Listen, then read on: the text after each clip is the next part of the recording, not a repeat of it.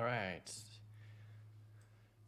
Okay, I won't actually cover the DynamoDB one just yet, but I'll cover off on implementing test-driven development, including creating and running unit tests. There's another section on running integration tests, but I'll do that in a separate session. I'll just focus on the unit tests in this bit. Okay, so unit tests. I'm going to start off with the online claims solution again. Here I have my virtual environment already set up.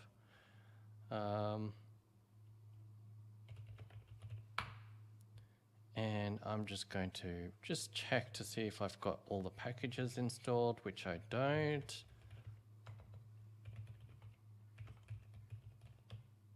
Okay, so I am just installing all of these packages, which apparently is what I need to run these unit tests or this application as a whole. And so what we're going to be using is a Python testing framework. If you open up the README file, this README document is actually really out of date, but it was generated from a template, and part of the template included some testing or unit test framework. So it tells you here that if you run this command, python-m unit test discover test, it will go away and run all the unit tests that you have defined. So let's just run that. No Boto 3, okay. Let me just install that.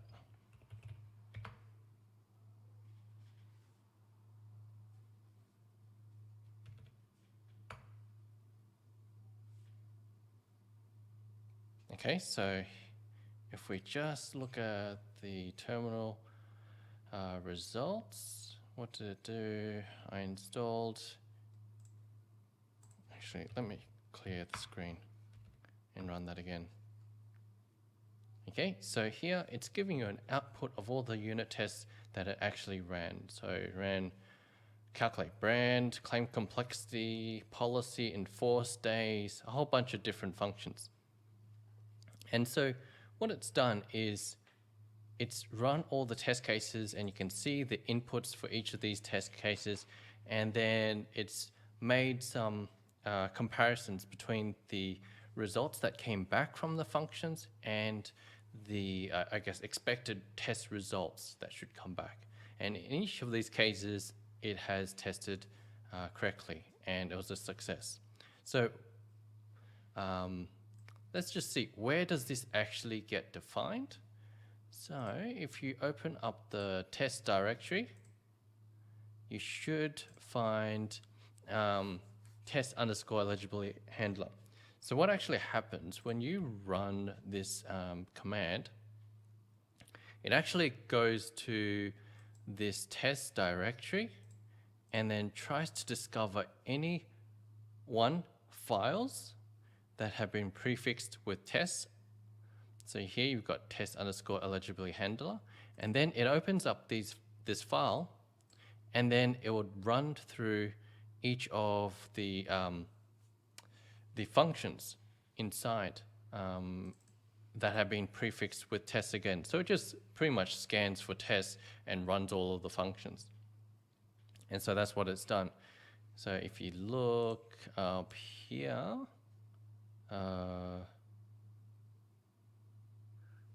anyway, I've got calculate brand, and that is, I believe, this test here.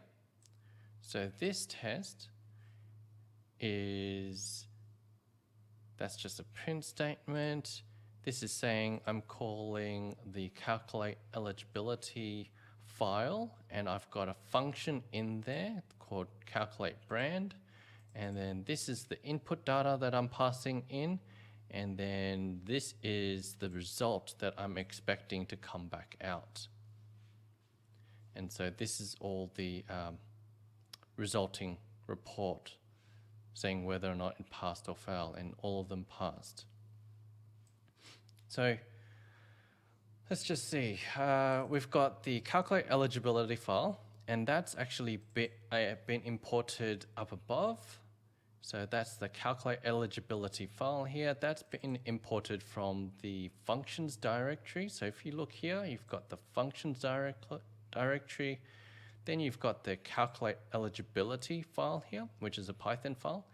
And then once it's imported this file, then this test underscore eligibility handler has access to all of the functions that you've got here. Right? So let's just look for one of them. Calculate time since last claim. So if we look up that one here.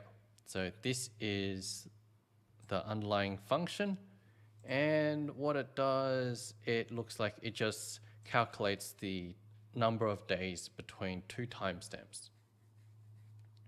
Okay, so it accepts two timestamps, the last claim date and the claim submit date, and then compares the two dates and then returns some sort of number, I believe.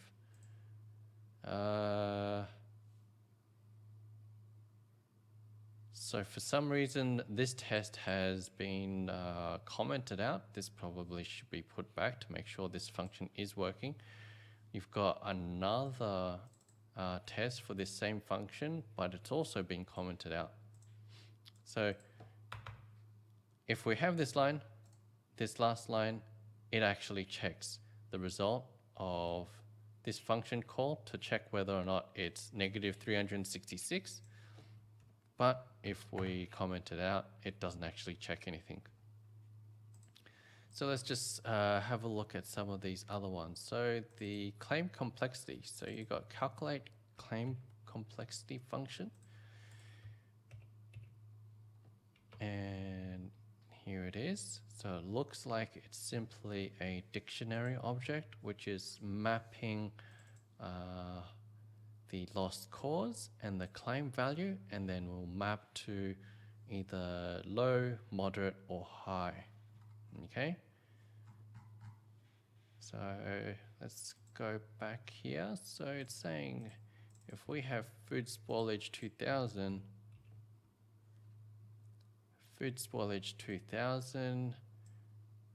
that I believe should fall under this record. And that should come back as low. And so that's our expected result. So that's the testing of the function, making sure that the function actually works as intended. So with all of these unit tests, these have to be just unit tests which test business logic only. You can pass in whatever data you want into it, but you're testing in like a sandbox environment, isolated.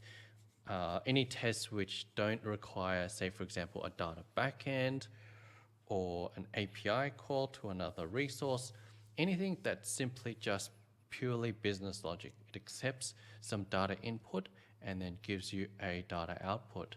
Then you can put that in the test handler. Test handler for the unit test. All right.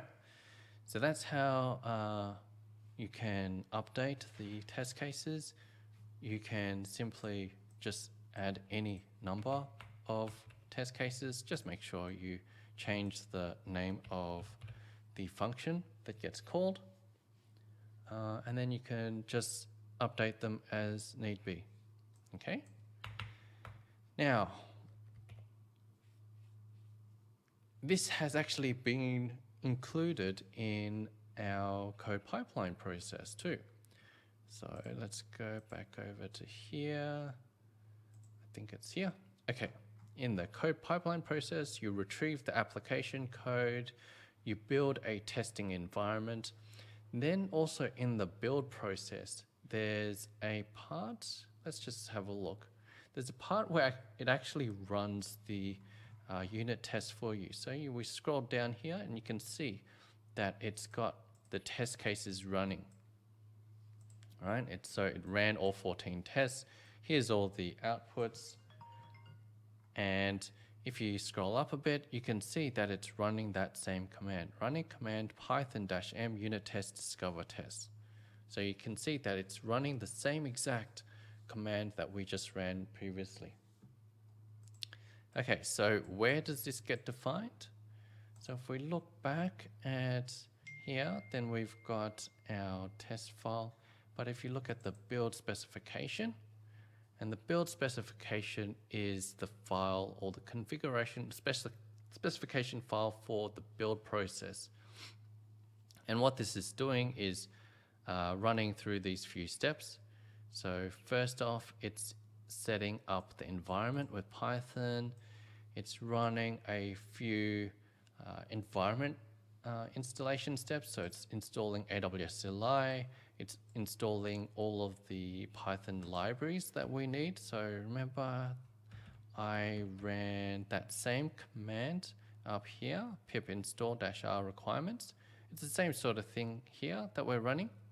So during this build process, it would spin up a EC2 machine, and that EC2 machine is pretty bare. So we need to prepare all the libraries and all the requirements for that machine before we proceed to run the test.